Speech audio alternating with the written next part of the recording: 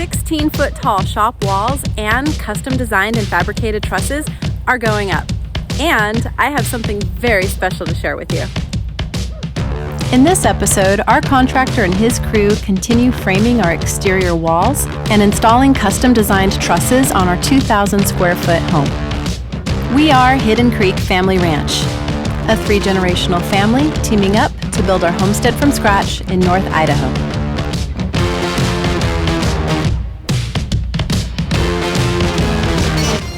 Hello, and welcome to another very exciting episode here at Hidden Creek Family Ranch. I'm Jamie, and I just want to take 5 seconds to say thank you so much to all of our returning subscribers. We are so grateful that you continue to come back for more episodes. If you're new here, or maybe it's just been a while since you've checked in on us, I'm going to take a moment to get you all caught up so that you know what's going on around here. After living in Southern California for over 50 years, my husband David retired from his 22-year career with Los Angeles City Fire Department, as well as his 26-year career in the Navy Reserve, and I left my job as a high school art and ceramics teacher, and we moved to North Idaho last summer to pursue our dream of building a family compound-style homestead alongside my dad, Dave, and his wife, Carol. We're on 2 adjacent 10-acre lots surrounded by wilderness with about a quarter of a mile of year-round freshwater creek. We purchased both lots in 2020, and to our advantage, the previous owner had already tapped into nearby electricity, installed a septic system and a very productive 90-foot well. He built a 40 by 60-foot pole barn shop and moved a 65-foot single-wide mobile home onto the property, which has served as a comfortable home for all of us to live in as we began building our 2 houses. Our contractor finished building my dad and Carol's house last fall, and then got started on our house toward the end of May of this year. And in 1 short month, he moved the mobile home and broke ground for our new house where the mobile home used to sit. As expected, we hit water, which led to some deep trench work and a change in our architectural plans to raise the house up on stem walls. Excavation was completed, crushed rock was compacted for the foundation, cement footers and stem walls were poured, and then framing began with the subfloor and the exterior walls of the house, which is what we showed you in our last episode. And that brings us to our episode now, in which our contractor Joel and his crew will be framing and raising our 16-foot tall shop walls and installing our custom designed and fabricated trusses. If you haven't yet, now's a great time to click that subscribe button and tap that notification bell so that you don't miss any of our upcoming episodes. We are building an entire homestead from scratch, including our 2 homes, a garden, a greenhouse, a chicken coop, a goat pen, an apiary for honeybees, and so much more. We really hope that you stay with us on this adventure, and I really hope that you stay with us until the end of this episode, because I have something really special to share with you. I made a discovery right here on our property that most people don't have the opportunity to experience in their lifetime. So be sure to stick around for that as well. Meanwhile, let's get back up to that build.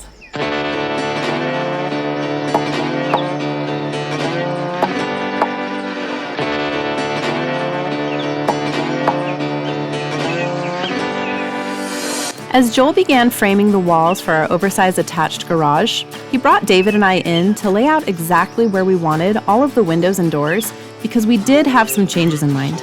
The original plans for this garage called for a large roll-up door on the backside, but at Joel's advice, we deleted it to reduce the chance of flooding from rain runoff and snowmelt coming from the hill behind us. We also added 6 windows to increase natural lighting and provide a view to the north and west. This garage is also going to be our rec room with a small gym, ping pong and pool tables, a dartboard, and someday, a saloon.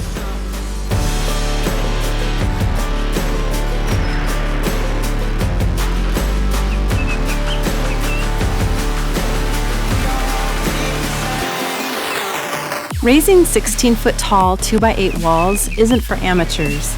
There's a lot of risk involved because these things are heavy. One wrong move and anyone could get hurt. But this isn't our construction crew's first rodeo. After decades of experience, Joel wisely defers to his machinery to do the heavy lifting, and Papa, Steve, and Sam know to stand clear. until it's relatively safe to take the next step in the process. Now that the wall is vertical, Papa is cautiously encouraging the wall to settle into place on top of the rebar protruding out of the concrete stem wall that Steve measured and placed when cement footers and stem walls were poured not too long ago. And now seems an appropriate time to share with you an important side note that we feel is definitely worth mentioning. Papa and Joel have been working together in construction for over 30 years. After moving to North Idaho from Texas and taking over and completing construction of my dad and Carol's house, Joel convinced Papa to move here from Texas for the summer to build our house.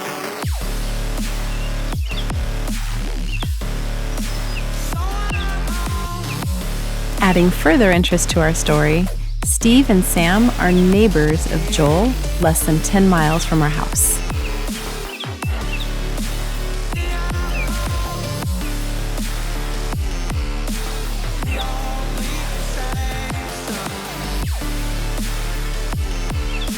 While safety is always Joel's top priority, coming in at a close second at this stage of the build is his timeline, because he just scheduled our trusses to be delivered and installed in a couple of days. With so much to be done in a short amount of time, we all feel that clock ticking. Because even though summer just began, the North Idaho winter is coming.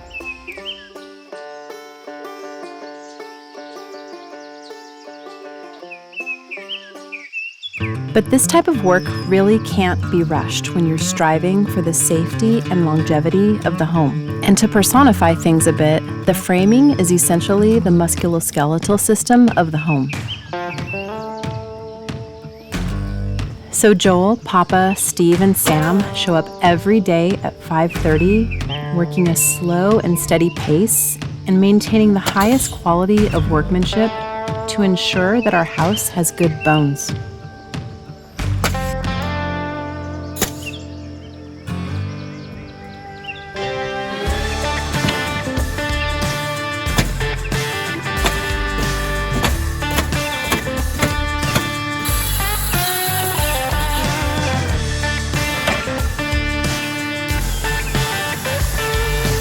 After finishing 2 rows of plywood sheathing on the back and side, the guys moved on to the front wall of the garage. The headers for the 2 garage doors are constructed with 18 by 5.5 glue lam. This is glue laminated timber, kiln dried, and bonded together with moisture-resistant adhesive. It's more durable than steel, but weighs about 1/10 of the weight and can withstand loads up to 95,000 pounds. These guys make the job look easy. But speaking from experience, I can tell you that it took everything I had to help them lift it.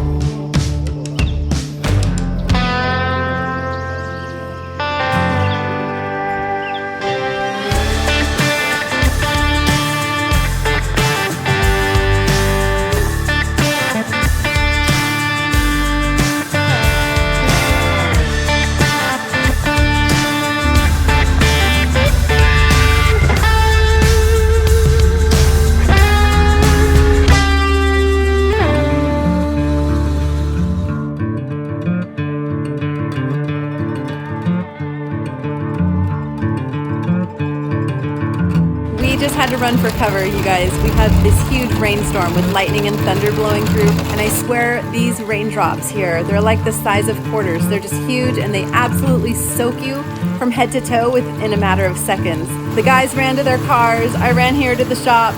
We're just gonna stand by and wait for things to blow over.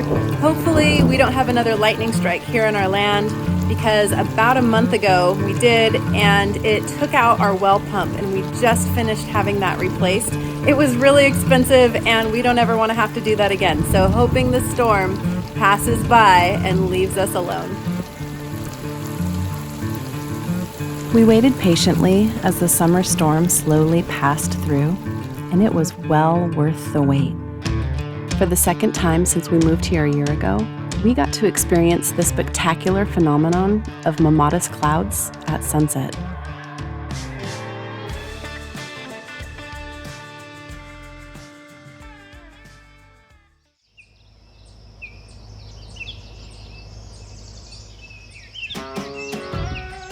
Once the storm had passed, the guys picked right back up where they had left off, framing the headers for the garage doors.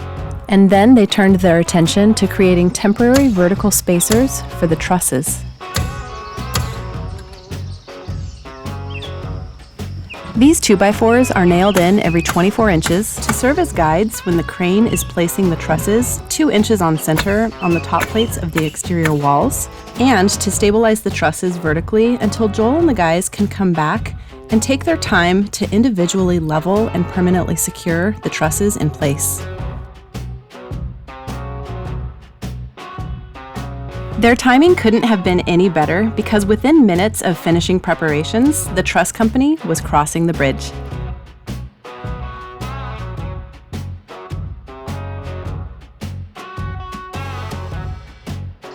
Well, Isla and I are heading down to the gate because one of the trucks with trusses made it through under the gate, but the second truck is a little taller and I'm not quite sure that he can clear under that gate. So I'm riding up there right now to get a closer look. Hopefully he can get under this gate. He said he might have to let some air out of his tires. Otherwise, we might have to take that gate apart and then reassemble it when they're done here. We'll see. How are they going to find a way to get that thing over? That's a really good question. I'm not sure. The gate was about 1 inch too short, so the solution was simple.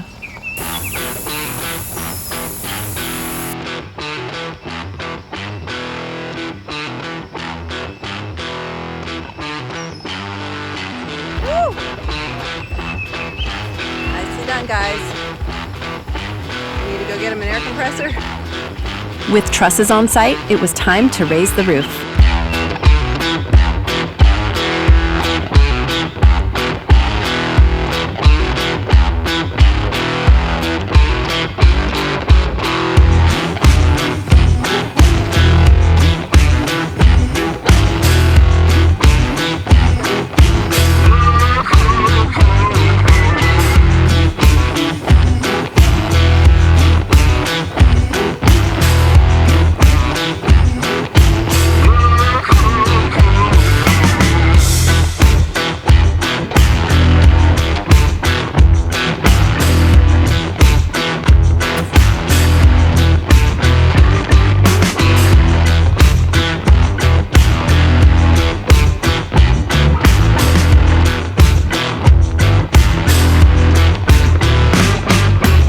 With the trusses for the back end of the house and the loft now installed, it was time to move on to the great room.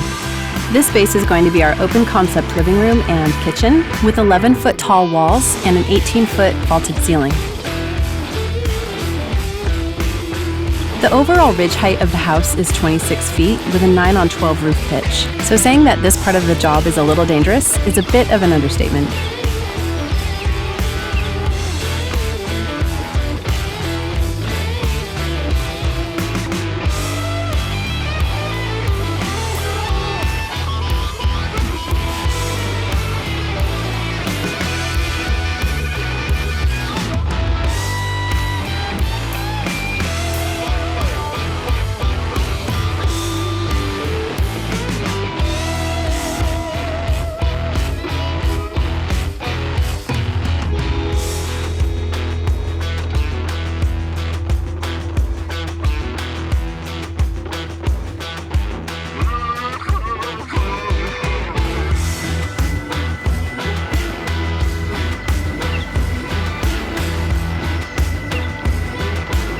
After what seemed like only a few short hours, our entire living space dramatically transformed, and David and I were beginning to see the shape of our house.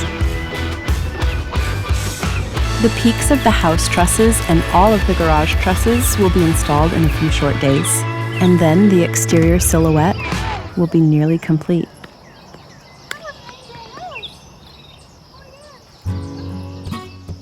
You guys, look. I found a nest. It's just right here. I can touch it. Let's look inside. Fun fact, we're not the only ones building a house and raising a family here. I discovered this nest with robin's eggs in the lowest branch of a grand fir tree right in the middle of our meadow, about 50 feet from the house. So I set up a camera to see if we could get a glimpse of the chicks once they hatched. Of course, the mom and dad are pretty fun to watch too.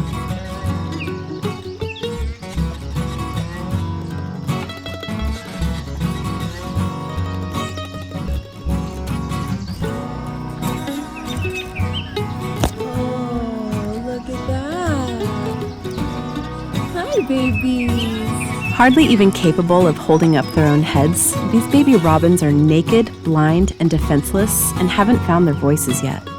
But fortunately for them, they have a devoted mother and father caring for them day and night. And if you stand by for just a few more moments, you'll find out just how devoted they really are, and it might gross you out.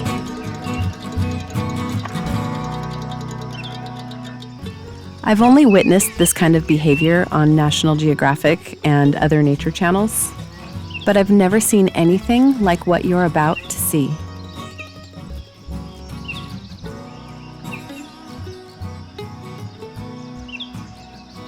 Did you see what I just saw? I am honestly a bit horrified.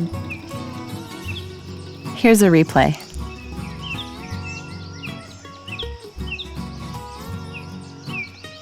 That's poop. And I don't know if that's the mother or the father, but I do know that it's eating its baby's poop. If you came here to sit down and relax and enjoy a meal, I'm sorry. But if you came here to experience our journey with us and learn with us, you're welcome and thank you.